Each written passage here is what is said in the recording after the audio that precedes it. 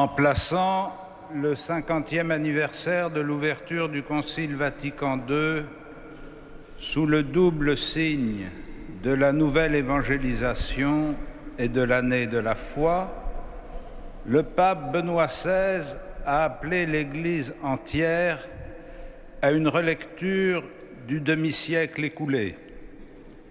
Et cette relecture nous conduit à confronter l'héritage reçu du Concile à la situation de la foi dans nos sociétés et nos cultures actuelles. Le monde a beaucoup changé depuis la fin des années 60. Quand on évoque ces années-là, on pense d'abord, du moins pour notre pays, à la fin des 30 Glorieuses et aux événements de mai 68.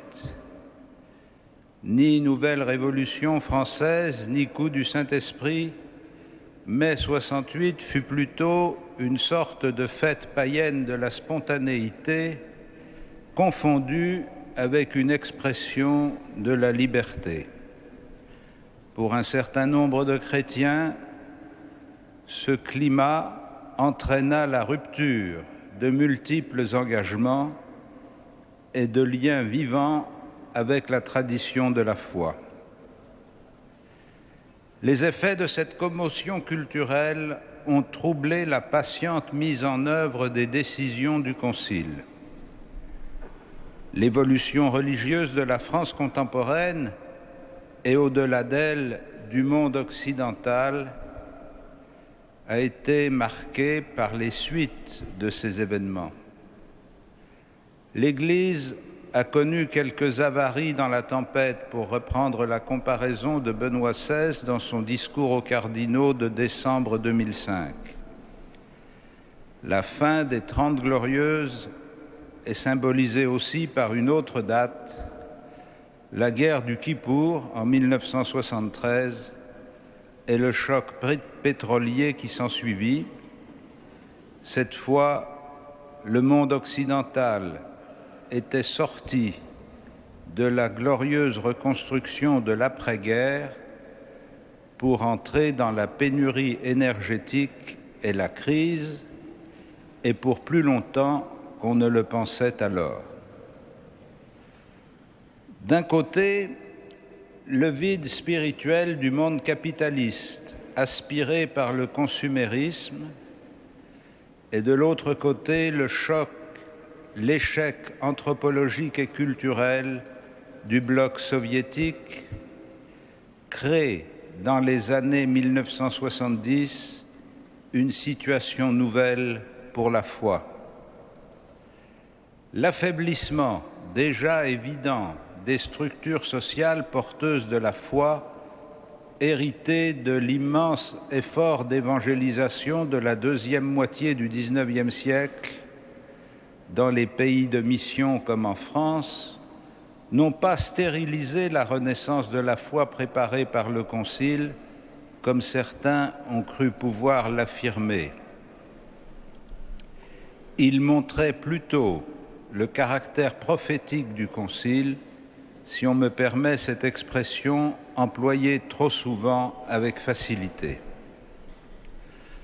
En 1978, l'élection de Jean-Paul II, Karol Wojtyła, à la manière d'un symbole méta-historique ou d'un miracle de la Providence, réunissait en une seule personne, et quelle personne, en un seul verbe, et quel verbe, les données du problème et la réponse audacieuse du Saint-Esprit.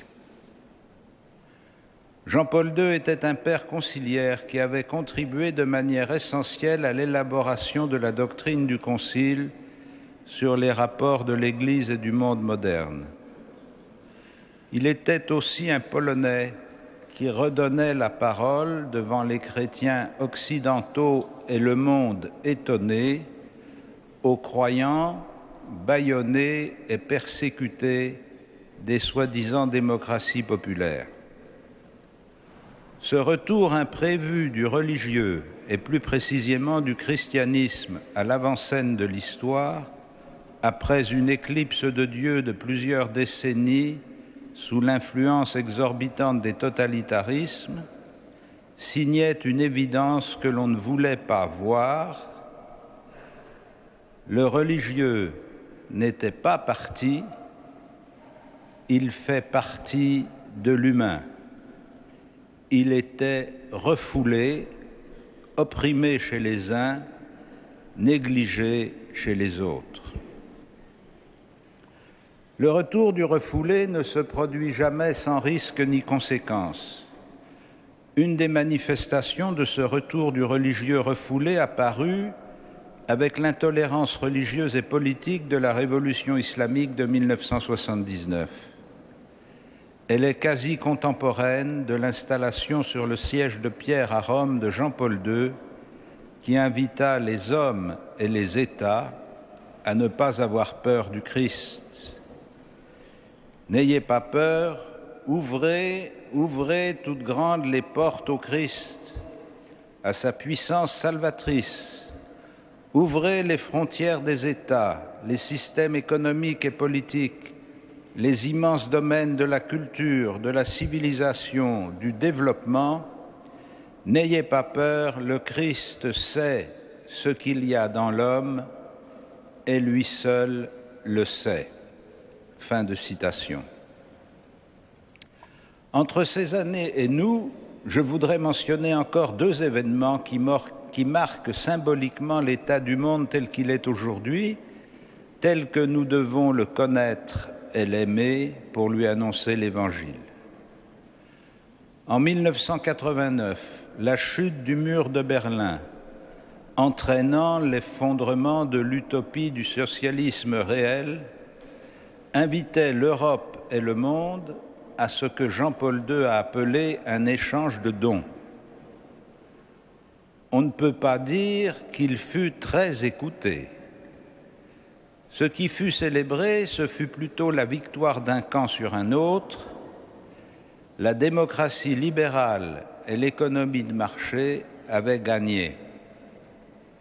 On ne se donna la peine d'aucun examen critique de ce qui avait conduit à cette catastrophe, non pas seulement une partie de l'Europe, mais les Européens comme un seul peuple, héritier d'une histoire commune. Dans une liberté retrouvée, on célébra la victoire du billet vert et du marque, de la consommation des biens et du libertarisme des mœurs. Ces années ne furent d'ailleurs pas sans gains importants pour l'émancipation politique des peuples, pour le développement économique et financier de nouvelles puissances régionales et mondiales, pour la paix elle-même. Mais nous savons aujourd'hui que derrière 1989 se profilait déjà la crise du néolibéralisme dans laquelle nous sommes plongés. Je crois honnête de dire qu'à quelques notables exceptions près, dans l'Église non plus, on n'a pas donné beaucoup de temps ni d'énergie à s'interroger sur les raisons profondes et communes de la crise de la foi à l'est et à l'ouest du rideau de fer. On a laissé le pape Jean-Paul II assez seul quand il discourait sur les deux poumons de l'Europe. Je ne juge pas mes frères chrétiens, je me compte même avec eux, mais j'essaie de décrire la situation réelle de l'évangélisation aujourd'hui et de chercher dans la mémoire et l'histoire les ressources de l'action présente et de l'avenir des jeunes générations. La dernière date que je veux évoquer n'est pas sans lien avec la précédente. Le 11 septembre 2001 commence sans doute le XXIe siècle, comme le XXe siècle s'est achevé en 1989. De l'un à l'autre événement, le lien est peut-être l'hybris, l'orgueil occidental, croyant avoir trouvé la pierre philosophale de son immortalité et de la fin de l'histoire, avant de sonner le clairon du choc des civilisations. À nouveau, c'est le choc du religieux refoulé, dévoyé et perverti par la violence qui réveillent les dormeurs, ou plutôt les fêtards, sur le pont de leur Titanic. Les terroristes étendent leur pouvoir de fascination sur les peuples et sur certaines élites en s'emparant des symboles religieux et du cri des pauvres, de tous ces individus dépossédés, comme dépaysés de leurs repères locaux par une mondialisation dont ils perçoivent surtout le visage réducteur et destructeur. C'est dans ce monde troublé et désorienté que s'est développée l'illusion fascinante de la possession des biens par le moyen d'une financiarisation sans règles et sans limites.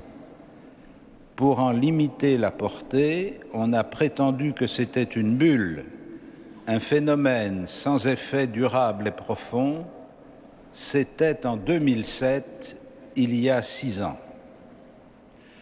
Je ne sais pas si c'est par hasard, mais les astrophysiciens et les spécialistes de mécanique quantique décrivent depuis ces années, me semble-t-il, notre cosmos non pas comme un univers, c'est-à-dire un tout unifié, dont rend compte un unique système de lois physiques peu nombreuses, mais comme un multivers fait de la juxtaposition d'univers distincts, sans logique homogène, qui suivent chacun les propres lois de leur devenir, reliés les uns aux autres par la théorie des cordes, comme des bulles de champagne. Quoi qu'il en soit de la beauté de cette vision scientifique et de sa signification possible, la suite de l'histoire a montré qu'elle n'est pas d'application dans l'univers de la finance. Celui-ci n'est ni dans ses ressources, ni dans ses acteurs, ni dans ses effets, indépendants du monde où nous vivons, vous et moi, sans en partager toujours les revenus faramineux et proprement scandaleux. C'est dans ce monde, tel que je viens d'en souligner les grandes arêtes, que vivent les chrétiens. C'est lui qu'ils ont à évangéliser par leur témoignage, leur labeur, leur annonce de la bonne nouvelle, car l'Évangile, nous le croyons, aide le monde à cheminer vers la paix et le bonheur, vers la liberté et la vérité. Par la lumière divine qu'elle propose, l'évangélisation est libération, elle est guérison du monde de toutes ses blessures, en particulier de celles que l'action des hommes lui inflige. Paul VI a écrit à ce sujet des pages inoubliables, notamment dans l'exhortation apostolique Evangelii Nunciandi. L'évangélisation est salut, elle considère le monde en regard de sa valeur aux yeux de Dieu, et Dieu a tant aimé le monde qu'il a donné son Fils. Car le monde, traversé de tant de contradictions, les chrétiens croient qu'ils chantent la gloire de Dieu.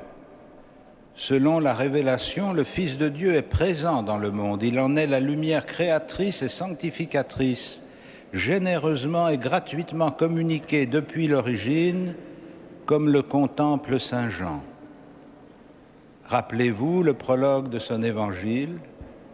Au commencement était le Logos, le Verbe, et le Verbe était auprès de Dieu, et le Verbe était Dieu.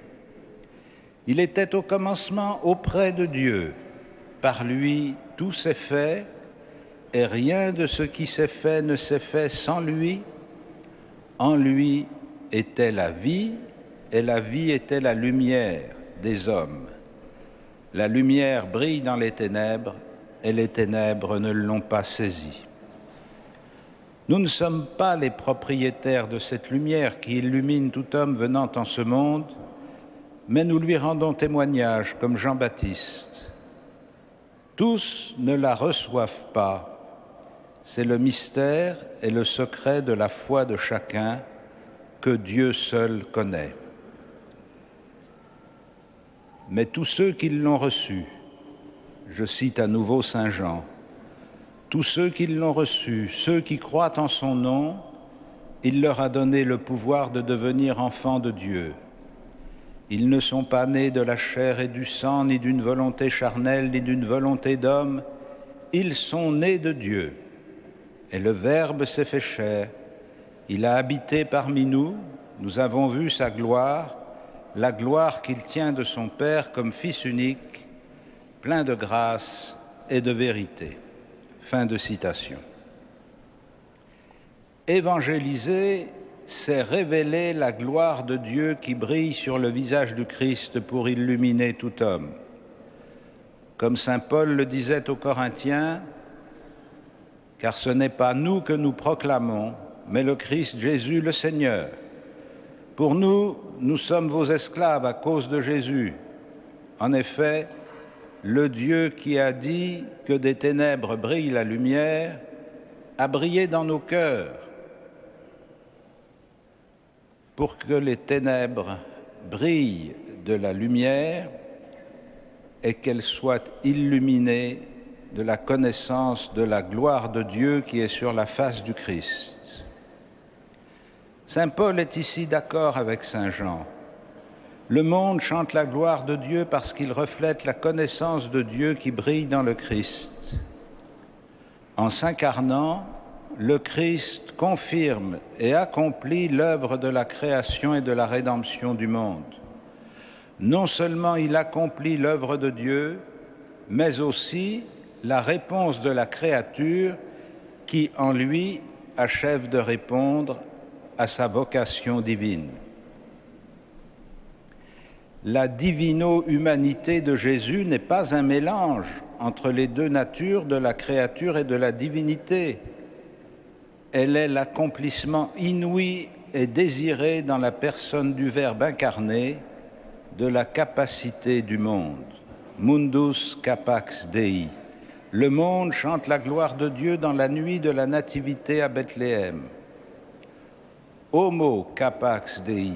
L'humanité, homme et femme, est capable de Dieu, capable de le connaître vraiment, de l'aimer, de le louer, comme le disent les mystiques, de pâtir de la présence de la divinité.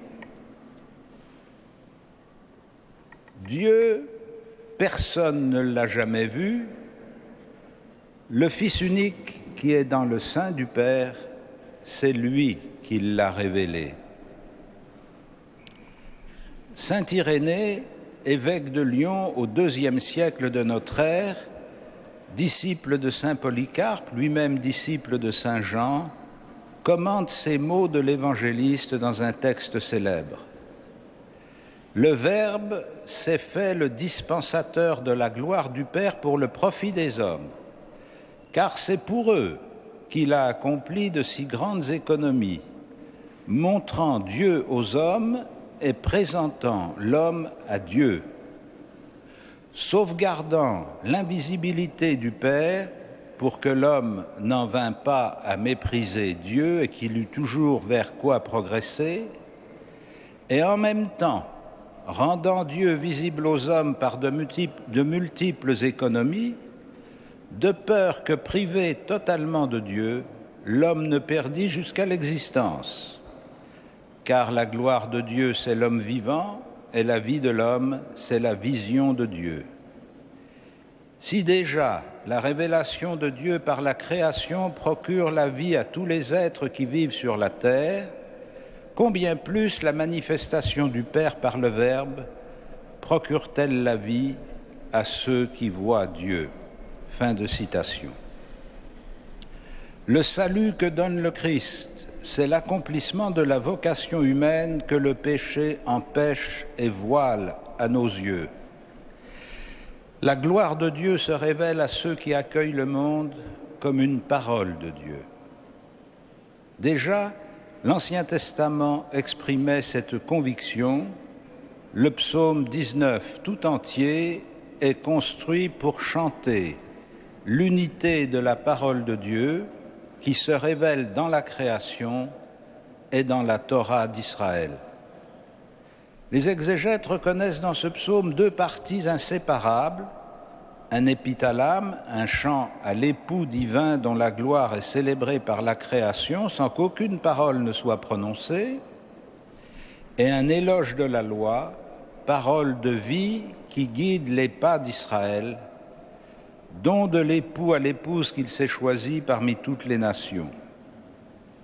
Ainsi, les cieux proclament la gloire de Dieu, le firmament raconte l'ouvrage de ses mains, le jour au jour en livre le récit et la nuit à la nuit en donne connaissance.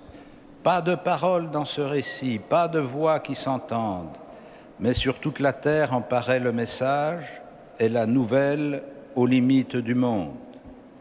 Et un peu plus loin, la loi du Seigneur est parfaite qui redonne vie, la charte du Seigneur est sûre qui rend sages les simples, les préceptes du Seigneur sont droits, ils réjouissent le cœur, le commandement du Seigneur est limpide, il clarifie le regard.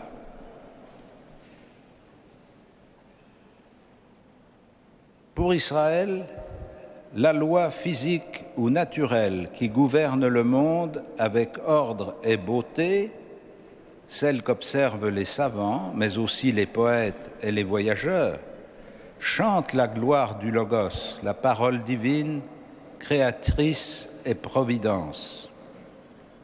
Le monde est la maison de l'humanité et le psalmiste en chante l'hospitalité. Il y reconnaît le don d'un amour personnel. Mais cette vision du cosmos est en fait la traduction de l'expérience de foi d'Israël au long de son histoire. La pratique savoureuse de la loi de liberté donnée par Dieu à Moïse au Sinaï guide Israël au chemin de la paix. Celui qui garde son peuple avec l'amour d'un époux pour son épouse veille aussi sur lui et sur tous les peuples. En maintenant l'ordre du monde, il se fait connaître à tous sans parole.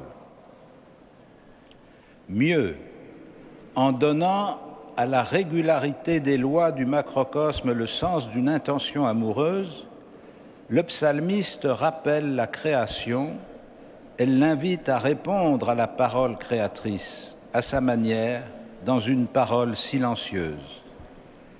La cosmologie, science déjà bien connue des anciens savants, devient dans la prière une métaphysique de l'amour. En composant son psaume, David assigne au peuple de Dieu de faire venir à la parole de louange le chant de gloire silencieux de la création entière. Le peuple sacerdotal de Dieu, Israël et l'Église, qui prie ce psaume de louange au Créateur et au Rédempteur dans cette intention, devient ainsi le prêtre du cosmos et de l'histoire.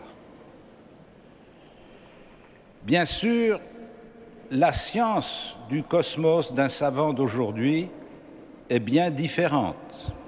Son autonomie par rapport à la métaphysique et aux religions s'est considérablement accrue, mais sans rien souhaiter s'approprier indûment des recherches et des résultats de la science, et renonçant volontairement au concordisme violent et superficiel qui cache souvent un fondamentalisme religieux, il est nécessaire que les hommes et les femmes de foi renouvellent l'image scientifique du monde que portent les textes anciens par celle qui naît aujourd'hui de l'astrophysique et de la mécanique quantique. Notre temps a besoin de sagesse et non seulement de science.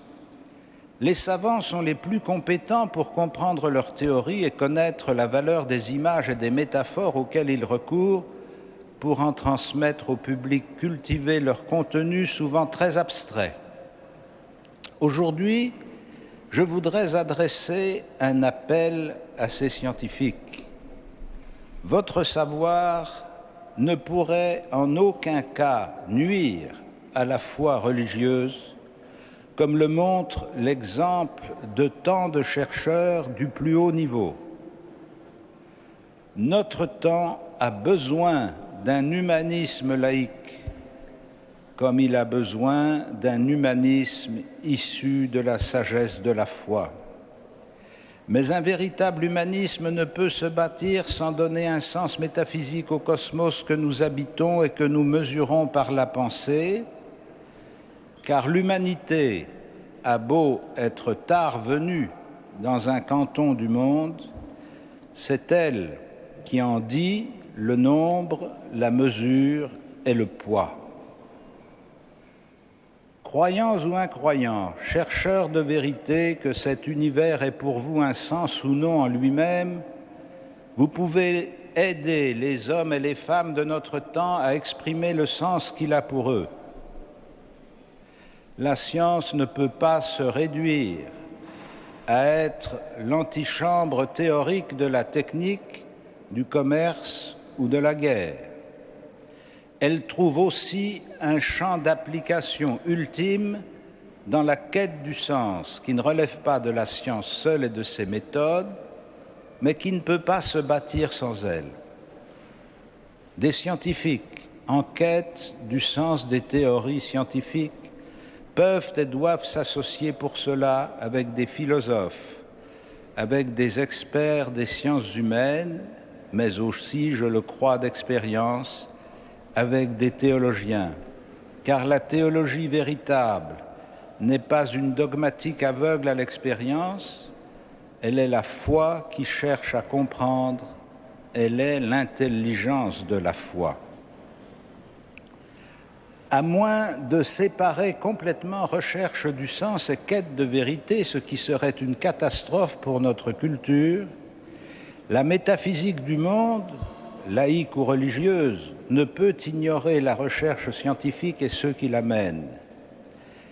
Mais je le crois, la réciproque est vraie aussi. La recherche scientifique ne peut ignorer la métaphysique.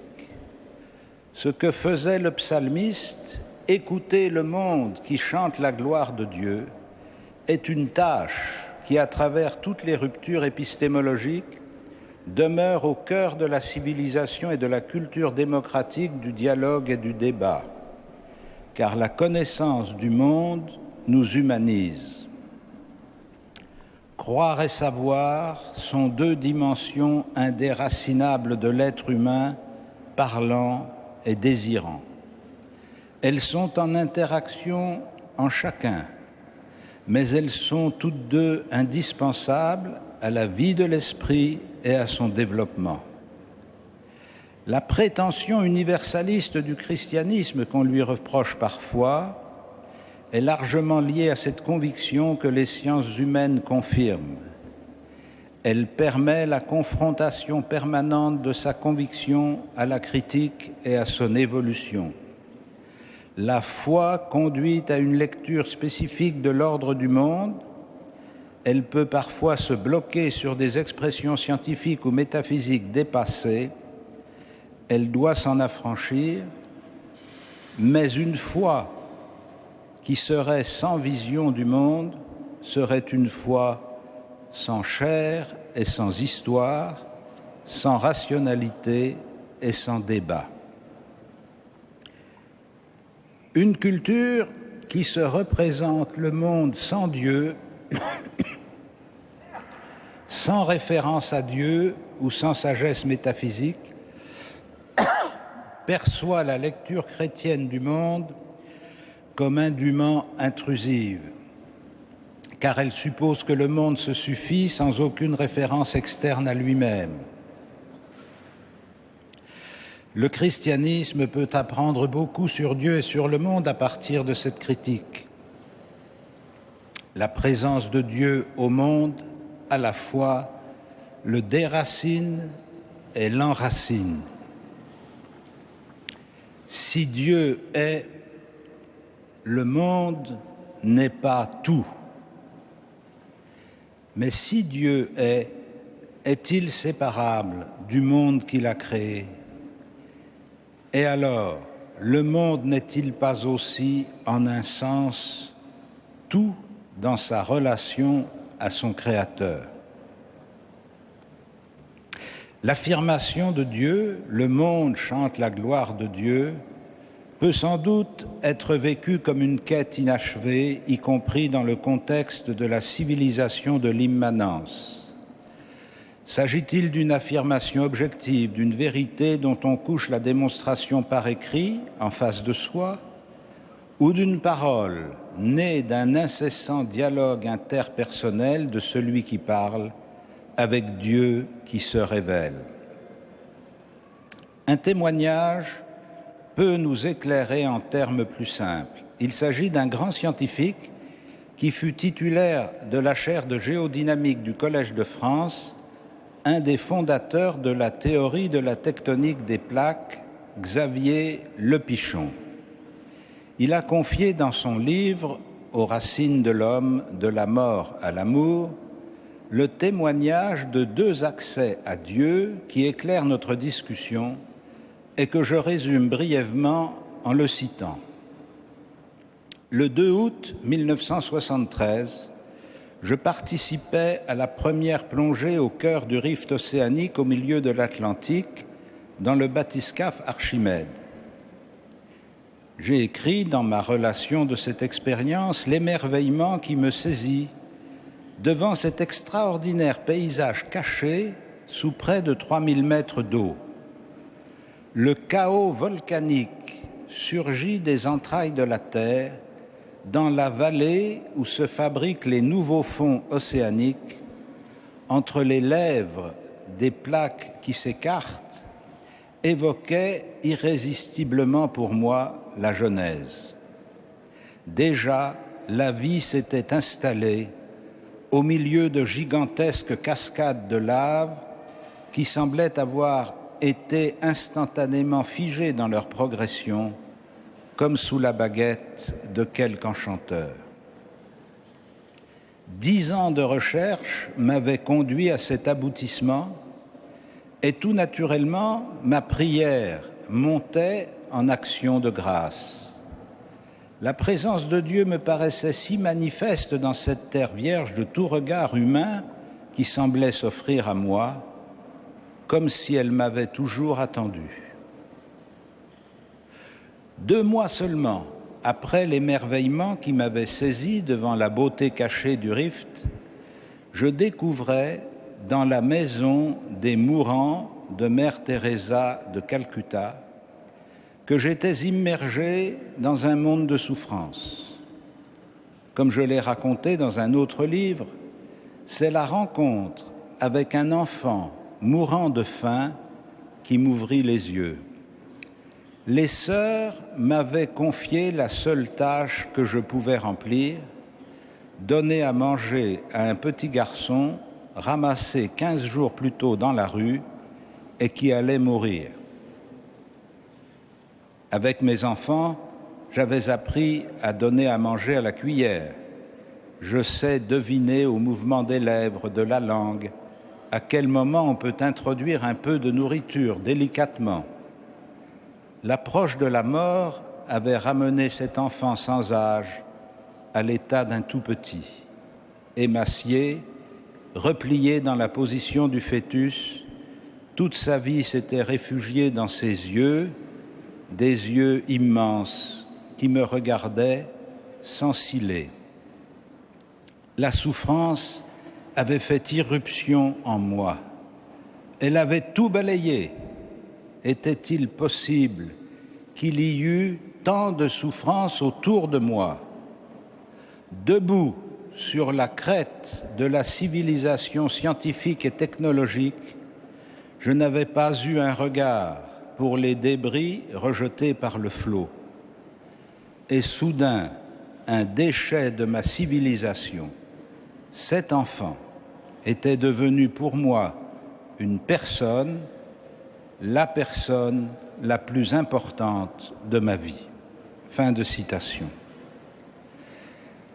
La foi religieuse est trop souvent perçue aujourd'hui, même par des croyants sincères, comme un appendice facultatif qui s'ajoute à la plénitude cohérente du réel. L'expérience de Xavier Lepichon montre que la foi se présente surtout comme un élément intérieur à l'accomplissement humain. Pour cela, il ne faut pas qu'elle s'isole du monde tel que nos contemporains le vivent, mais qu'elle se traduise dans leur langage sans se trahir d'elle-même. Si la foi reconnaît dans l'empathie d'un homme, croyant ou incroyant, pour un enfant souffrant devenu unique dans la relation nouée avec lui, un accès à Dieu comparable à ce qu'elle est elle-même, alors elle redevient audible. La foi est la réponse à Dieu qui se révèle en toute expérience humaine, enseigne Vatican II. Elle est donc proposée de façon aussi universelle que l'action divine elle-même. Le Christ porte la révélation à sa plénitude et il en est partout et toujours le médiateur, nous dit le Concile. De l'intérieur du monde, l'ouverture à la foi dont le Christ est pour nous le principe et l'achèvement, contribue donc à donner sens et consistance à l'expérience du monde. Ce serait une erreur et une supercherie de dire que la foi est un événement immanent au monde. Elle est la réponse libre et consciente à un don surnaturel de Dieu. La foi de chacun inscrit cette réponse dans une vision de la totalité de l'univers et engage la totalité de son être au-delà de lui-même. Ainsi, la transcendance de la foi arrache le monde à lui-même et à sa suffisance, mais aussi elle le fonde et l'inscrit en toute expérience humaine.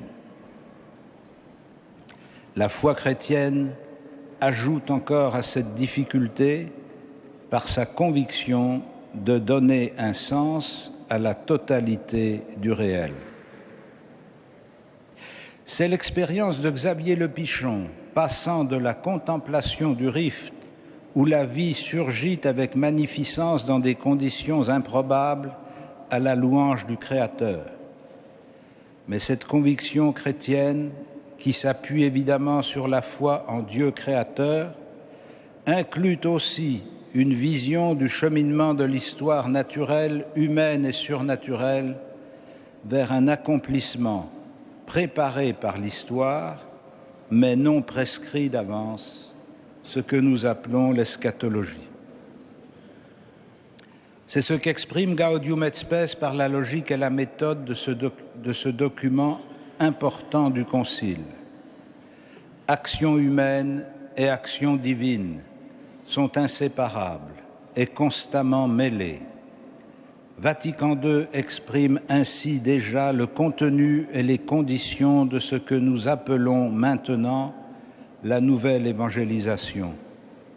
Progrès humain et achèvement divin du monde, loin de s'inscrire dans deux visions concurrentes, doivent, selon la foi, s'ordonner l'un à l'autre. Le choix n'est pas entre croire en Dieu et aimer le monde.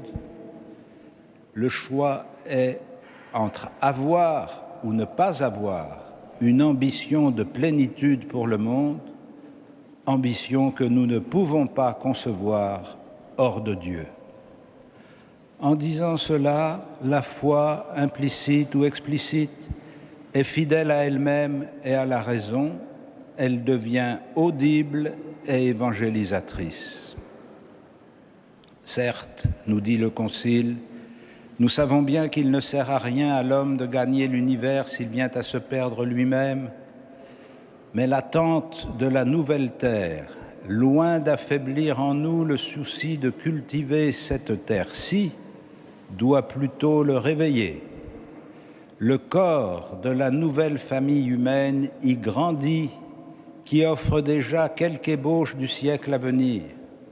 C'est pourquoi, s'il faut soigneusement distinguer le progrès terrestre de la croissance du règne du Christ, ce progrès terrestre a cependant beaucoup d'importance pour le royaume de Dieu, dans la mesure où il peut contribuer à une meilleure organisation de la société humaine.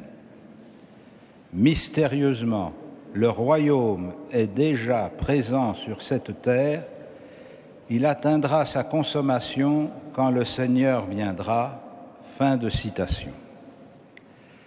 La nouvelle évangélisation à laquelle nous appelle et nous prépare l'année de la foi nous conduit à annoncer la bonne nouvelle du Christ dans les fruits mêlés du bon grain et de l'ivraie que produit ce monde auquel nous sommes envoyés et que le Seigneur récapitule jour après jour pour le conduire à la plénitude de son achèvement. Chantez la gloire de Dieu. Je vous remercie.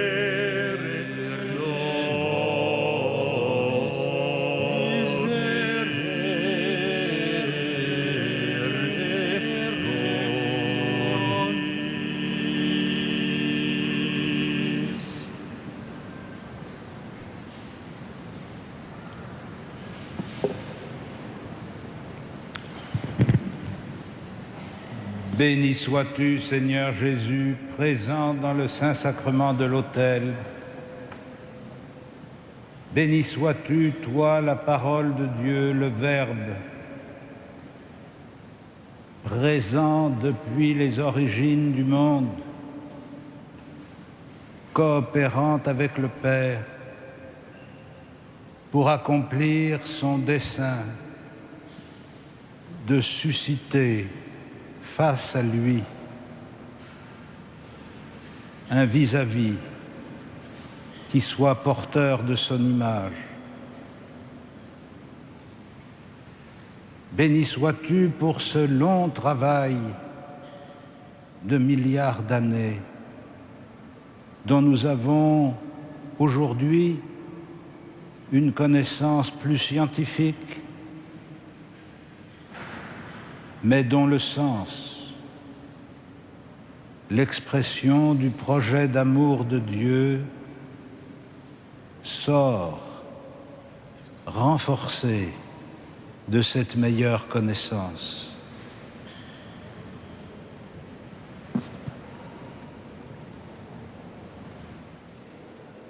Quand les sciences nous apportent des explications sur les causes et les effets qui ont abouti au monde que nous connaissons, notre foi n'est pas ébranlée, elle est fortifiée. Quand nous discernons avec émerveillement les processus qui se développent aujourd'hui encore d'une façon invisible à nos yeux, nous ne perdons pas la certitude que la merveille que nous découvrons est voulue de Dieu, est donnée par Dieu, est accompagnée par Dieu.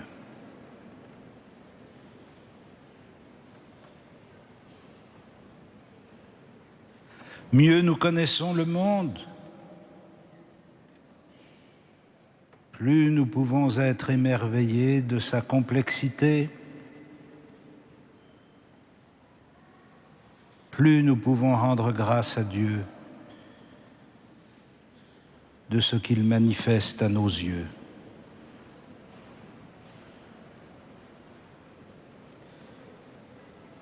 Et dans la merveille de cet univers qui se dévoile chaque jour davantage,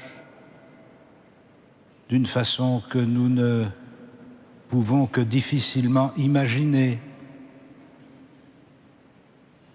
dans la merveille de cet univers, nous rencontrons en même temps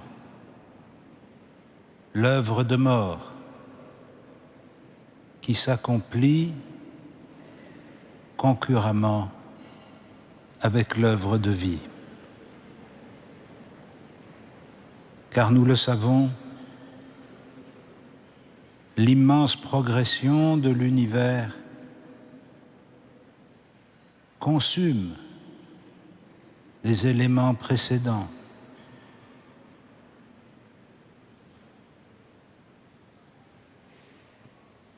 Et le progrès, la diversification, l'affinement sont payés du tribut de ce qui est laissé en arrière.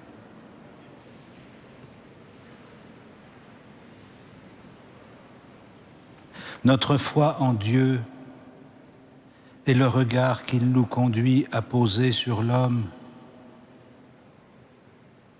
nous retient d'appliquer cette loi naturelle au progrès de l'espèce humaine.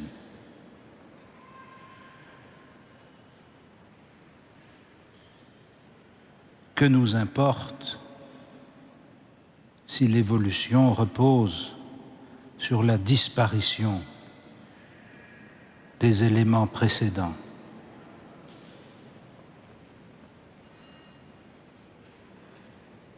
Mais nous n'accepterons jamais que le progrès de l'humanité se nourrisse de la destruction de ses membres.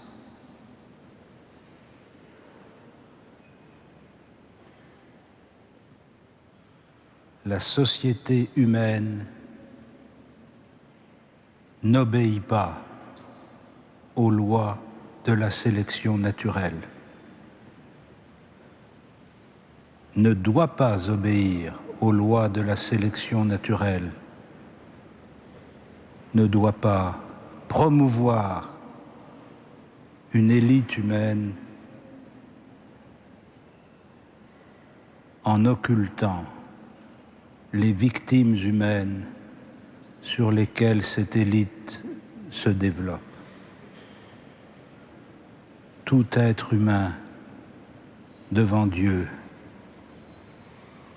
vaut le prix qu'il a payé pour le racheter dans le sacrifice de son Fils.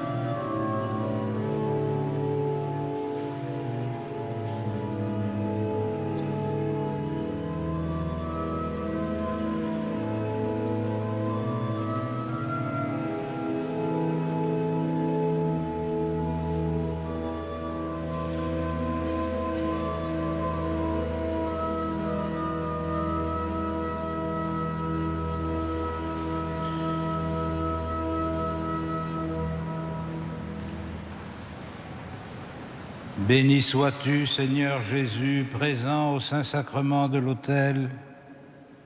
Béni sois-tu, toi, le Verbe éternel, agissant avec le Père tout au long de l'histoire humaine. Comme tu le dis dans l'Évangile, Abraham a vu ton jour. Mystérieusement déjà, il préparait l'avènement de la nouvelle alliance par le sacrifice de la première alliance.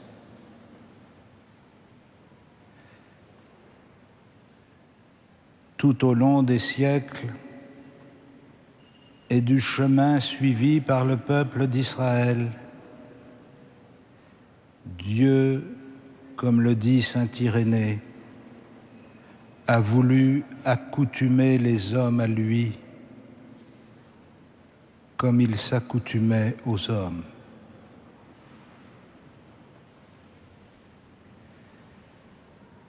Par le don de sa loi,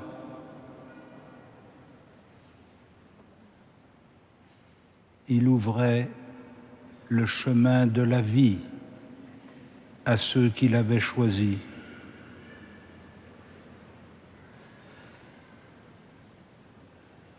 Par la parole des juges, des prophètes et des sages, il donnait à l'histoire d'Israël un sens et une mission. Manifester au monde l'indéfectibilité de l'alliance divine. Dieu n'abandonne jamais son peuple.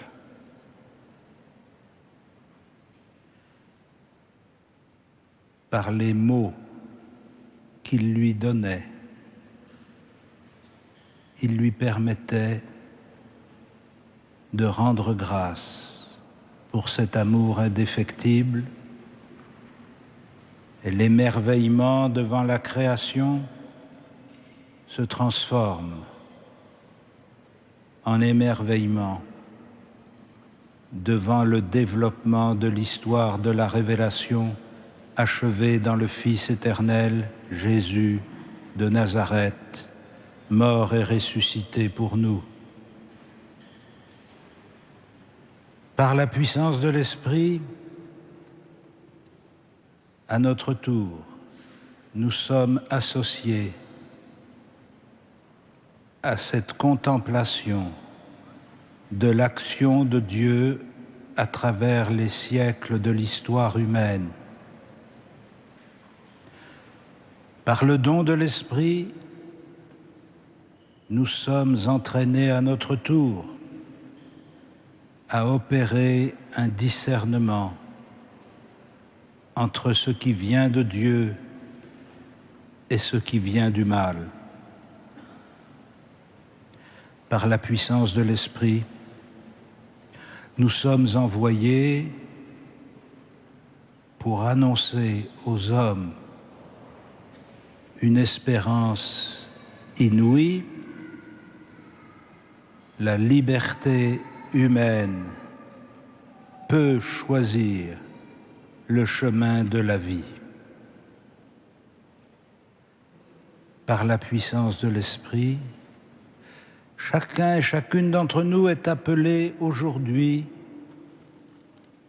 à choisir la vie en obéissant à la parole de Dieu et en convertissant notre existence à l'imitation de notre Seigneur Jésus-Christ. Ainsi, la bonne nouvelle sera annoncée aux pauvres.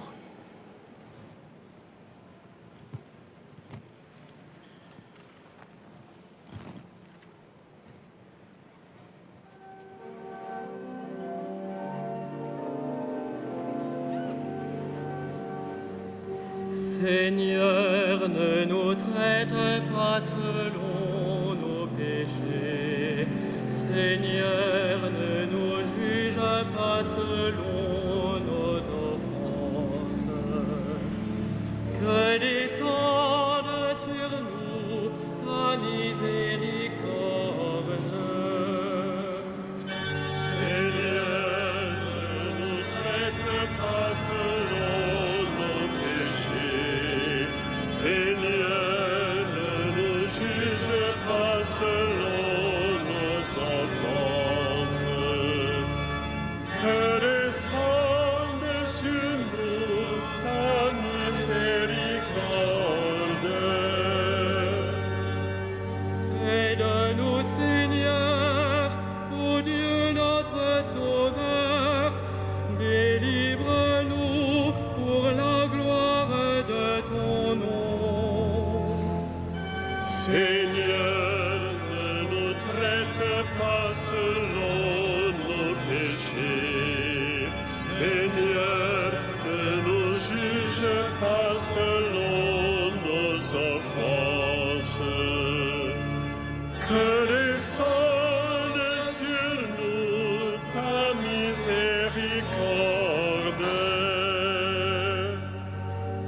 Pardonne-nous, Seigneur, tous nos péchés. Délivre-nous pour la gloire de ton nom. Seigneur, ne nous traite pas selon nos péchés. Seigneur, ne nous juge pas selon nos offenses. Que descende sur nous ta miséricorde.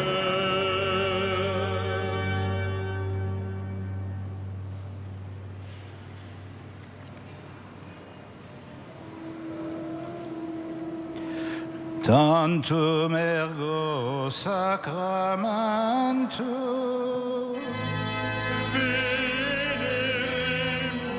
celui, et antiquum documentum nova celer trituri, restet fides supplementum sensuum defectui. Genitoris genitorque lasset jubilatio,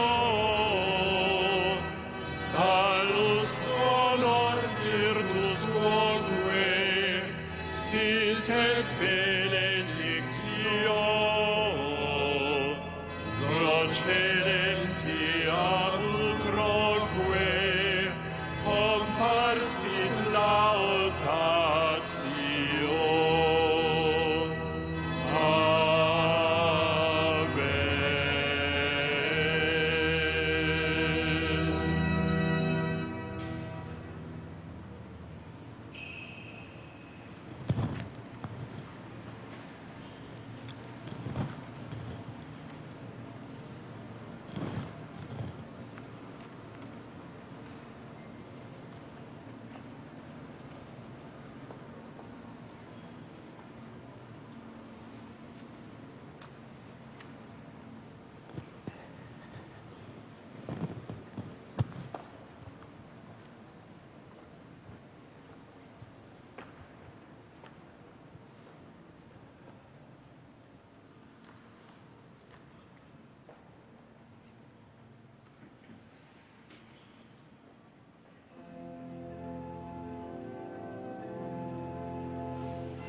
C'est toi, Seigneur, le parole livré pour notre vie.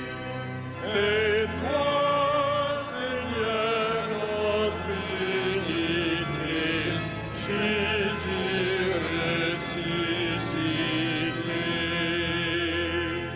Je suis le pain qui donne